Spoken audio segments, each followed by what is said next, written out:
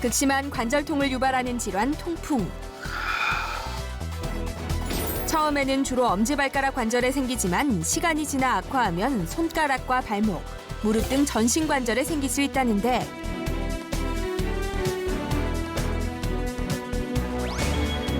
심할 경우 해당 부위의 관절이 손상되거나 변형되고 피부가 괴사할 수도 있다.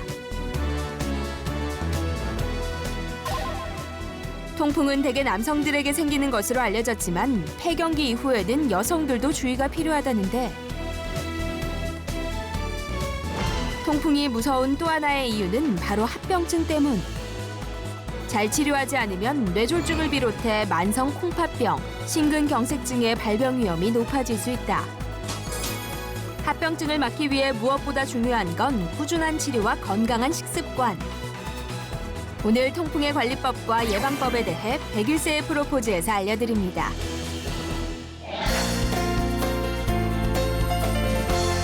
안녕하세요. 101세의 프로포즈 아나운서 전주리입니다. 통풍은 주로 중년 남성들에게 생기는 질환으로 알려져 있죠. 하지만 폐경기 이후에는 여성들도 주의할 필요가 있다고 합니다. 또 심해지면 뇌졸중이나 심근경색 같은 합병증이 유발될 수 있다고 하는데요. 그래서 오늘은 통풍에 대해서 알아보는 시간 마련했습니다. 도움 말씀 주실 두 분 선생님 소개해 드릴게요. 중앙대 의대 류마티즘내과 송정수 교수님 어서 오세요. 안녕하세요. 네, 101세의 프로포즈 주치의시죠. 정형외과 전문의 이수찬 선생님, 안녕하세요. 안녕하세요. 네, 흔히 통풍을 황제병이라고 하잖아요. 이 고기를 많이 먹으면 걸리는 병으로 알려져 있는데요. 정확하게 어떤 질환인가요? 예, 통풍은 예로부터 술과 고기를 많이 먹는 사람한테 생기는 병으로 알려져 있습니다. 네. 그래서 옛날에는 왕이나 황제 같은 귀족들이 고기와 술을 많이 먹어서 이 통풍이라는 병에 잘 걸려서 황제의 병 또는 뭐 왕의 병이라고 우리 얘기를 했습니다. 우리가 고기를 많이 먹으면 그 고기 안에 있는 단백질 그를 이루는 것 중에 퓨린이라고 하는 아미노산이 있습니다. 이 퓨린이라는 아미노산은 우리 몸을 에너지를 만들고 생체를 유지하는데 필수 아미노산이거든요. 네. 그 아미노산이 우리 몸에서 에너지로 사용이 되고 이게 찌꺼기로 나가는 게 요산이에요. 근데 정상적인 사람이 요산이 100개가 만들어지면은 100개를 내보내야지 또 다시 대사가 원활히 되는데 100개를 못 내보내고 한 3, 40개만 내보내고 나머지 요산이 몸속에 쌓이면은 이것이 관절이나 무슨 콩팥이나 그런 데 쌓이면서 염증을 일으킵니다. 그래서 특히 이제 다리 같은 발에 염증이 생겨서 발이 뜨끈뜨끈하게 붓고 심한 통증이 생겨서 걷지 못하고 굉장히 괴로워하는 병을 통풍이라고 일컫습니다. 통풍은 다른 관절염하고 달리 주로 발에 잘 생기는데 우리가 생활하는 거는 서 있는다든지 또 그 두 발로 걷게 되지 않습니까? 네. 그런데 이 요산이 혈액성이 축적이 되면 아래쪽에 있는 발가락, 특히 엄지발가락이 잘 생기게 되는데 이게 조금 더 진행하면 발등이나 또는 발목, 그다음에 발 뒤꿈치, 나아가서는 무릎, 심지어는 귀까지 이렇게 올라갈 수가 있습니다. 그래서 전신 증상이 오는데 통풍이 통증이 무지무지하게 아프답니다. 그게 떼굴떼굴 굴 정도로 표현이 제가 조금 그런데 혹시 통풍 환자 보셨는지 모르겠습니다만 아니, 저는 실제로 본 적이 없어요. 예, 그만큼 아프다고 하는데 통풍의 통증의 강도에 대해서 설명을 좀 해주시면 좋겠습니다. 통풍이란 말 자체가 아플 통자, 바람 풍자를 씁니다. 바람만 스쳐도 아플 정도로 굉장히 아픕니다. 그래서 염증이 그 뼈 속에서 뼈 위에서 계속 지속적으로 일어나서 그런 건데요. 이 뼈를 부순 듯한 통증이 밤새도록 나타나고 또 조금만 건드려도 아파요. 그러니까 문을 이렇게 닫고 여는 그런 진동에도 아프다고 그러고 심지어는 고양이가 걸어가는 진동으로도 통증을 느낀다 할 정도로 굉장히 아프다고 느껴집니다. 그래서 뭐 출산이 아프다고 해서 출산의 고통과 많이 비교를 하는데요. 출산 그 고통의 정도를 0에서 10까지 나눌 때 출산의 고통을 한 8 정도로 봅니다. 근데 이제 통풍의 고통의 정도는 그보다 훨씬 더 심해서 9나 10 정도. 출산할 때는 이게 아프다 쉬었다 하지만은 통풍은 쉬는 시간이 없이 계속 뼈를 부수는 듯한 통증이 한 일주일 정도 지속이 되거든요. 그래서 질병의 왕이 될 정도로 굉장히 아픈 통증을 가진 게 통풍의 특징입니다. 통증이 정말 어마어마한 질병인데요. 그런데 통풍을 주로 중년 남성들이 이제 걸린다 이렇게 알고 있잖아요. 그런데 왜 폐경기 이후에는 여성들도 주의할 필요가 있는 건가요?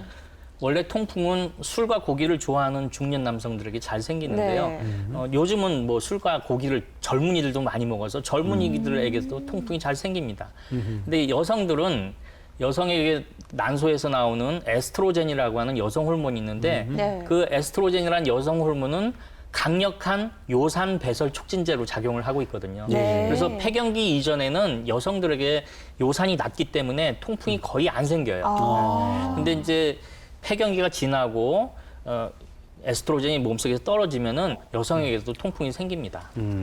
제가 왜 남자가 통풍이 잘 생기는 건지 여자는 잘 안 생기는지 네. 그 설명을 여성 호르몬의 비밀이 있는 걸 오늘 잘 알았습니다. 그런데 가족 중에 우리가 뭐 예를 들어서 어떤 병이 생기면 나도 저 병이 생기지 않을까 하고 이제 걱정을 하게 되잖아요. 유전적 요인이 좀 있으니까요. 그렇죠. 어떤 병이든. 통풍의 유전적 영향이 얼마나 있습니까? 예, 통풍은 확실히 유전되는 경향이 있습니다. 그래서 집안 식구 중에 통풍에 가족력이 있는 사람은 나중에 그 사람이 통풍이 될 가능성이 많습니다. 근데 통풍이 그냥 유전자만으로 생기는 게 아니라요. 네. 유전자가 갖고 있어도 뚱뚱하지 않거나 또 술을 많이 먹지 않거나 또 이제 마른 체형이라든지 그러면 통풍이 생기지 않습니다. 예. 그래서 유전적인 요인이 있는 사람이 뚱뚱해지거나 술을 많이 먹거나 그러면은 그때 발병을 하는 겁니다. 네. 또 반대로 뚱뚱한 사람이 모두 통풍에 걸리지 않듯이 네. 뚱뚱한 사람이라 하더라도 유전적인 요소가 없으면은 그 통풍에 걸리지 않습니다. 근데 누가 그런 유전적인 요소가 있고 누가 네. 그런 유전적인 요소가 없는지 아직 잘 밝혀지지 않았기 때문에 네. 어떤 환경적인 요인을 우리가 컨트롤을 할 수가 있고 유전적인 요인은 컨트롤 할 수가 없기 때문에 먹는 식생활 개선, 뭐 체중 감량 그런 거로 하면은 통풍을 예방을 할 수가 있다고 볼 수 있습니다. 이 통풍이 한 번 생기면 평생 약을 먹어야 한다면서요. 예. 이 말은 어떻게 보면은 뭐 완치가 좀 힘들다 이렇게 생각해도 될까요?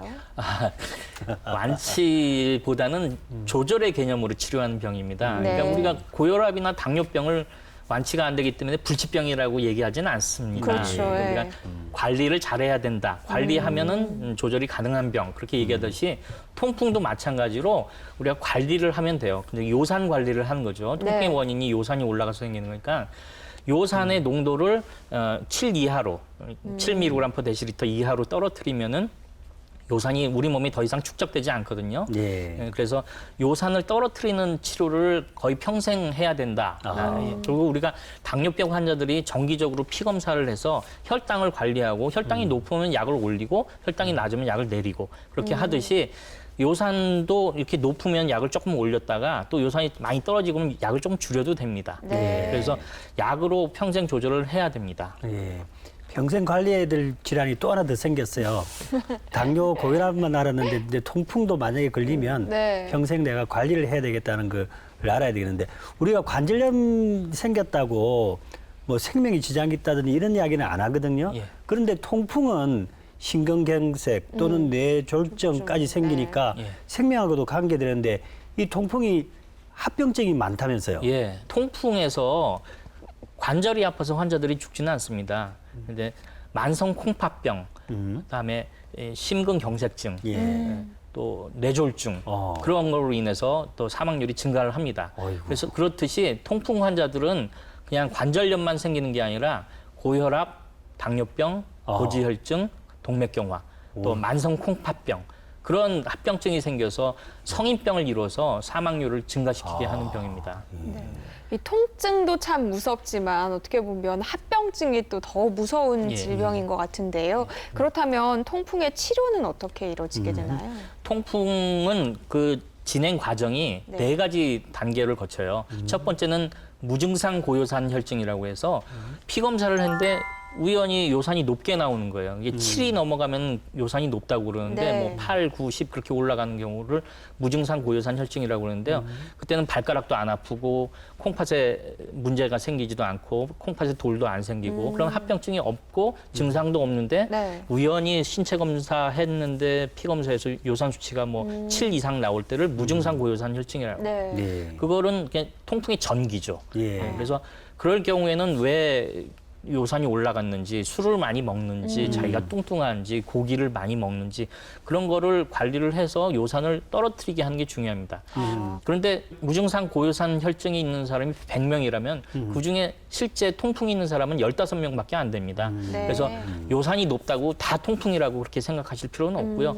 요산이 높으면은 자기가 요산이 왜 높은지를 알아보고 또 요산을 낮추기 위해서 체중을 줄이고 술을 적게 먹고 그렇게 하는 게 중요합니다. 그게 이제 첫 번째. 그때는 그럼 식이 조절 같은 걸로만 식이 조절을 조절하는 하고 거군요. 체중 감량하고 네. 그런 거가 첫 번째 치료고 네. 두 번째는 그런 무증상 고요산 혈증이 10년에서 한 40년 정도 사람에 따라 좀 다르죠. 요산 네. 수치가 높은 사람은 빨리 오고 요산 수치가 좀 낮은 사람은 좀 늦게 오는데 네.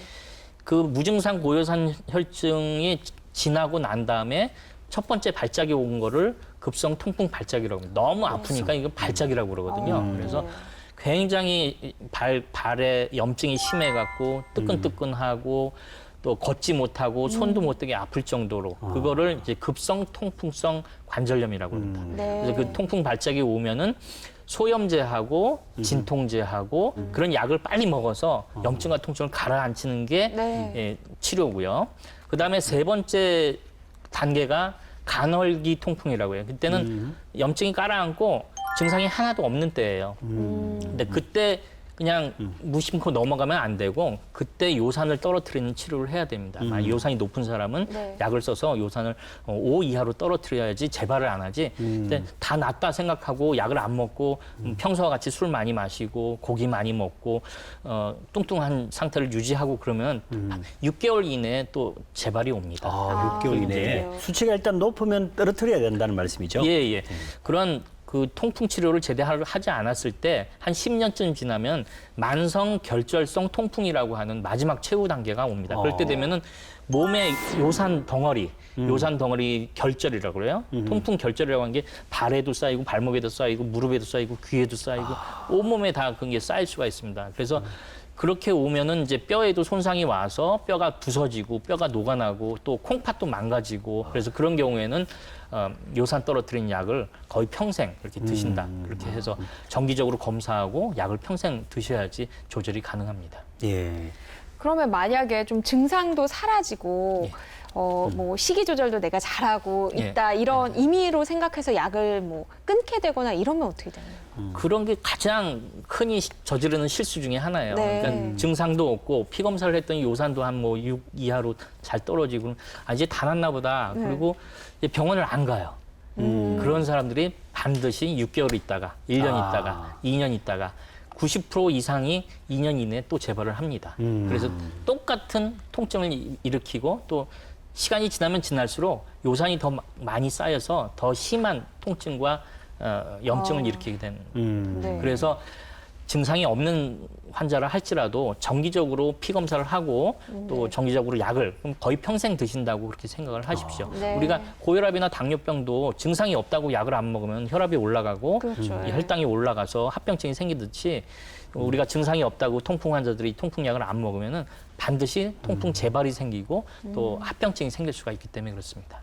정말 무엇보다 꾸준한 치료가 중요한 질환인 것 같은데요. 저희 제작진이어 통풍으로 고생하신 사례자 한 분을 만나보고 왔습니다. 화면으로 함께 보시죠. 통풍을 치료하기 위해 생활 속에서 다양한 노력을 하고 계신 오늘의 주인공, 김종환 아버님. 특히 체중 감량에 신경을 쓰신다는데요.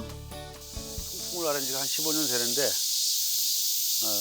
그래서 그 관리 차원에서 이렇게 아침마다 하루에 1시간에서 1시간 반 정도 공원 산책하고 걷고 이러고 있습니다.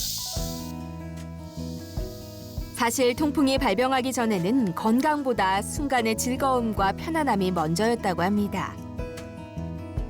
극심한 통증을 경험한 후에 달라지셨다는데요. 하지만 처음부터 심각성을 느낀 건 아니었습니다. 처음에 발작이 일어났을 때는 뭐 그냥 삔 정도? 뭐 이유 없이 삔 정도였는데 나중에는 그게 점점 이렇게 발생 빈도가 빨라지고 빈도가 많아지면서 점점 강도는 강해지고 글쎄요. 바늘 892개를 이렇게 높낮이를 달리해서 비틀어 찔렀다가 비틀어 뺄 때 느낌이라고 그럴까요? 하여간 무지하게 아파요. 네. 제가 살면서 가장 아픈 것 같아, 통풍이. 처음엔 길을 걷다가 통증을 느껴 단순히 삔 것으로 생각하셨다는데요. 통증 부위도 발목과 발가락이었기 때문이죠. 이후 병원을 찾아 통풍을 진단받았지만 치료를 소홀히 했던 탓에 무릎과 손에도 통증이 나타났었다고 합니다. 글쎄요, 이 통증이 어느 정도라고 말하긴 그렇지만 출산하는 것만큼 아프다고 그러는데요. 제 생각에는 제가 애는 안 낳았지만 제가 더 아팠을 것 같아요. 화장실에 갈 때도 저는 뭐 기어갈 정도로 아팠으니까요. 겨우 기어서 화장실 가고 있어요. 통증이 점점 심해지는 것을 느끼고 관리의 중요성을 깨달았다는 아버님. 요즘은 꾸준히 약을 먹으며 식이요법을 병행하고 있습니다. 예전엔 기름진 음식과 술을 무척 즐기셨다고 하는데요. 이젠 기름진 음식보다 채소를 많이 먹고 음주는 자제하신다고 합니다. 맛있는 음식보다 건강한 음식을 찾는데요. 덕분에 통증도 거의 사라졌다고 하네요. 그전에는 고기, 특히 뭐 기름진 거 아주 좋아했고 즐겨 먹었었는데 통풍을 앓고 난 후 이후에는 아무래도 이제 그런 쪽은 좀 줄이게 되고 야채라든지 이런 걸 많이 챙겨 먹고 있죠. 그래서 많이 바뀌었습니다. 과거에는 체중이 95kg까지 늘어나 중성지방과 당 수치도 높았습니다. 이후 12kg을 감량했다고 하는데요. 병원도 꾸준히 다니고 있습니다. 아버님의 경우 6개월마다 한 번씩 혈액 속의 요산 농도를 확인하신다고 합니다. 혹시 관절이 손상되거나 요산 결절이 쌓이진 않았는지 알아보기 위해 관절 초음파 검사도 진행했는데요. 좋은 결과를 기대해도 될까요? 처음 오셨을 때 요산 수치가 얼마인지 아세요? 잘 기억이 안 나시죠? 예. 요산 수치가 7.7이었어요. 그때 이후로 약 드시고는 계속 4.4, 5.0, 4.5 이런 식으로 계속 6 밑으로 안정적으로 유지됐고 우리 치료 목표가 6인데 지금 뭐 항상 6 밑으로 유지가 되고 있죠. 통풍 환자는 정상적인 요산 농도인 7mg/dl보다 낮은 6mg/dl로 관리하는 게 안전한데요. 아버님은 현재 안정적인 상태입니다. 처음 왔을 때 통풍이 아주 발목하고 발가락에 자주 생겨서 고생을 많이 하고 계신 상태였어요. 그래서 술만 마시면 통풍이 생겨서 굉장히 스트레스를 많이 받은 상태였습니다. 약을 계속 꾸준히 드셔서 현재 통풍 수치가 정상을 유지하고 있고요. 그것과 더불어 운동도 꾸준히 하시고 식이요법도 열심히 하셔서 지금 관리가 더 잘 되고 있습니다. 요산 농도와 더불어 혈중 당 수치와 중성지방 수치도 많이 낮아졌다고 합니다. 통풍이 고통스러운 병이긴 하지만 잘 치료를 하고 지속적으로 제 스스로 자기 관리해서 건강한 생활을 하도록 하겠습니다. 앞으로 체중을 8kg 더 줄이는 게 목표라고 하는데요. 운동과 함께 식단 관리 잘하셔서 목표 이루시길 바랍니다. 네, 교수님 역시 통풍도 식이 조절이 굉장히 중요한 것 같네요. 예, 중요합니다. 왜냐하면은 우리가 먹는 걸 많이 먹고 네. 또 활동도 안 하고 그러면은 많은 요산이 생기게 되거든요. 네. 그래서 우리가 배출할 수 있을 만큼의 요산을 섭취를 해야 됩니다. 요산이 많이 생기는 그런 음식은 고기나 생선에 많이 있습니다. 소고기, 돼지고기, 닭고기 다 요산을 많이 생성하게 하고 네. 또 내장 같은 거, 뭐 곱창, 아유. 내장, 간, 뭐 그런 거 거기에 이제 요산이 많이 들어가 있고요. 그다음에 생선 중에서도 뭐 등푸른 생선 몸에 좋다고 막 네. 많이 먹으라고 그러는데 네. 등푸른 생선에도 고등어, 꽁치 그런 거에도 요산이 많이 들어가 있고 새우 같은 거 그런 것도 요산이 많이 들어가 있습니다. 그래서 뒤져보면요, 술안주로 좋은 것들이 다 통풍에 나쁜 것들이에요. 고소하고 맛있고 감칠맛 나는 것들이 다 통풍에 나쁜 것들인데 이게 네. 많이 먹으면 안 되고 딱 1인분씩만 먹으면은 큰 문제는 없습니다. 그런데 네. 보통 뭐 1인분씩 먹냐 술 먹으면 그럼요. 뭐 3인분, 4인분 그럼요. 먹고 또 2차 가서 맥주 먹고 그러니까 네. 이게 통풍이 악화가 되는 것이죠. 그리고 술이 그 통풍을 유발하는 가장 나쁜 요인입니다. 그래서 술을 많이 안 드시는 게 좋습니다.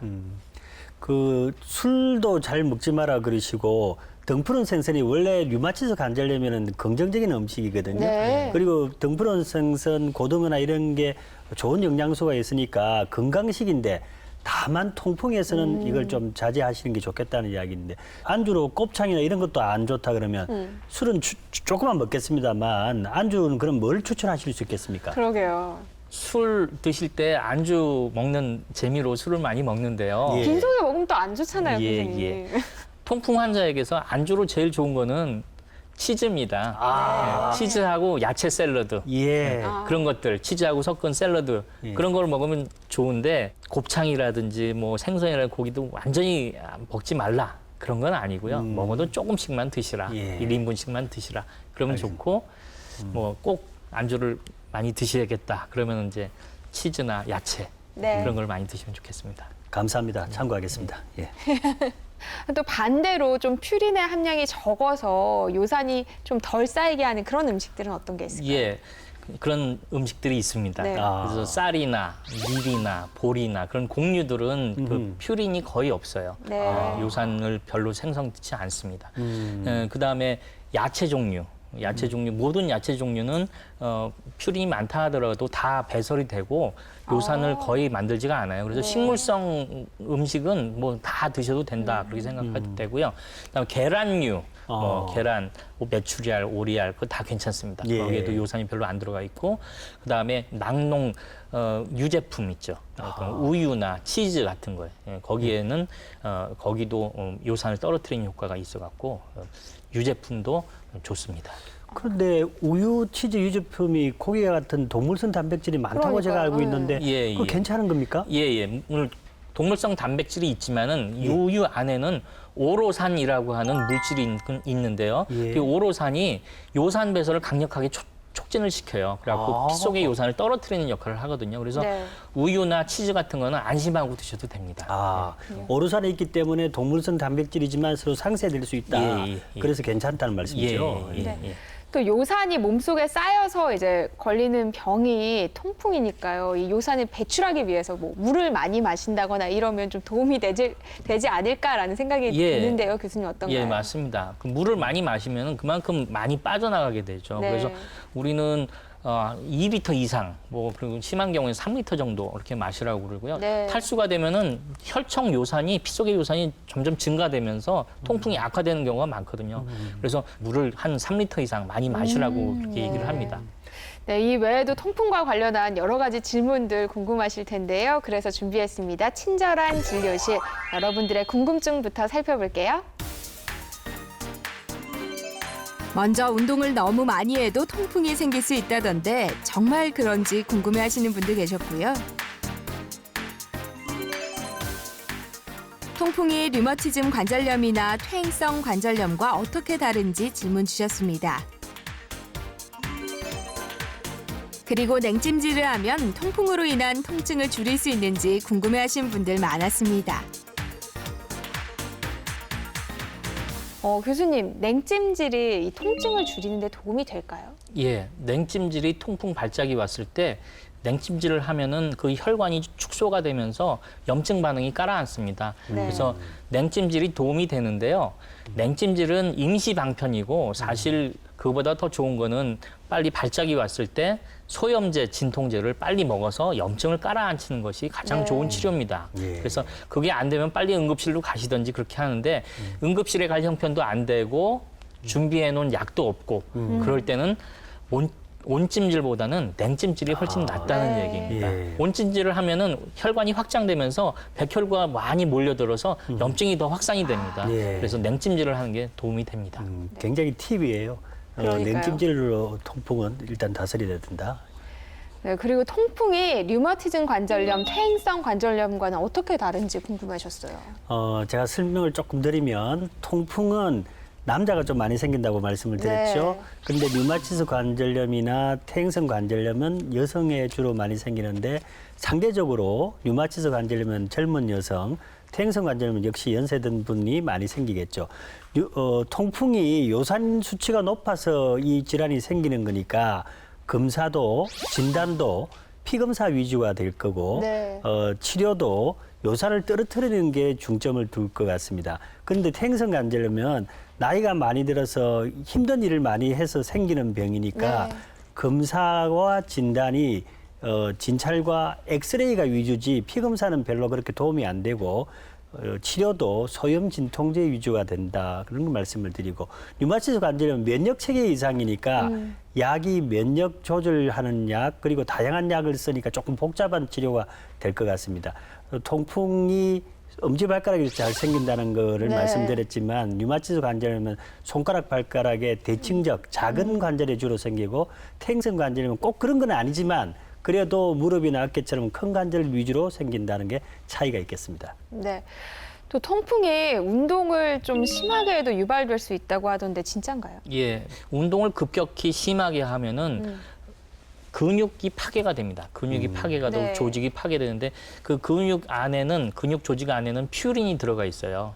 그래서 그 퓨린이 깨지면은 피 속을 타고 또 돌아다니다가 요산을 올리게 되고 네. 요산이 올라가면서 또 통풍 발작이 생길 수가 있습니다. 그래서 운동을 하시더라도 갑자기 심한 운동을 하면은 안 되고 약하게 하고 그 대신 꾸준히 하는 게 중요합니다. 통풍이 교수님 말씀대로 황제병이라 그러지만 제가 볼 때는 황제병이 아니고 참아야 하는 선민병이다. 왜냐하면 이게 네. 많은 술과 많은 음식을 못 먹고 조금만 먹고 술도 먹지 말라는 게 통풍의 치료 방법 중에 하나니까 네. 황제병이 아니고 참아야 되는 병이라고 제가 말씀드리고 꼭 약은 평생 드시더라도 같이 생활할 수 있는 그런 생각을 가지시는 게 중요하겠다 생각합니다.